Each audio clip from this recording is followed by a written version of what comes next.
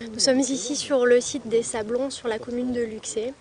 Nous intervenons à la suite d'un diagnostic archéologique qui a été réalisé en décembre 2010, qui a mis en évidence la présence d'une zone d'habitat et d'une zone funéraire. En ce qui concerne la parcelle prescrite, il s'agit de 17 500 m². Le type d'occupation du site est donc d'une part funéraire, ensuite une zone d'habitat.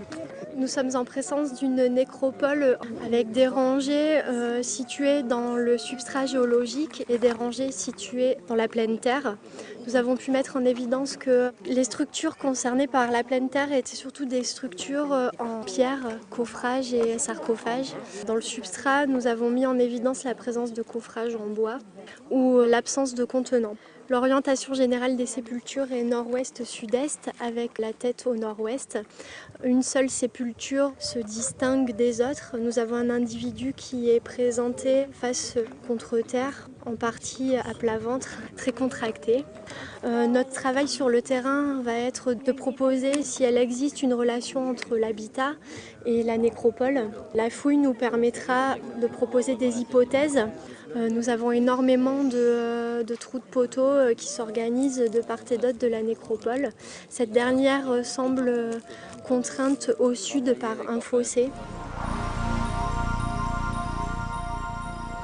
Nous sommes en présence de divers objets métalliques issus de certaines structures du site des Sablons à Luxé. Nous avons ici 3 couteaux.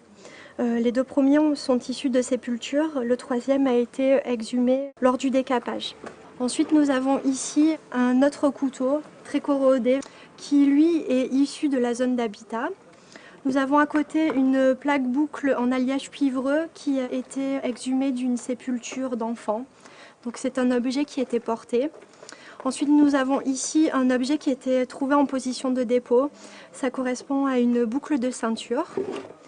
Enfin, dans la 3e boîte, nous avons le matériel issu d'une unique sépulture. Donc nous avons une boucle de ceinture avec la plaque associée, un fragment de lame de couteau et un fragment de ce qui semble être un fermoir d'aumônière. Nous allons étudier chacune des structures, les fouiller tout d'abord manuellement, prélever chacun des objets, les étudier en laboratoire, puis ensuite tout le matériel sera livré au service régional de l'archéologie.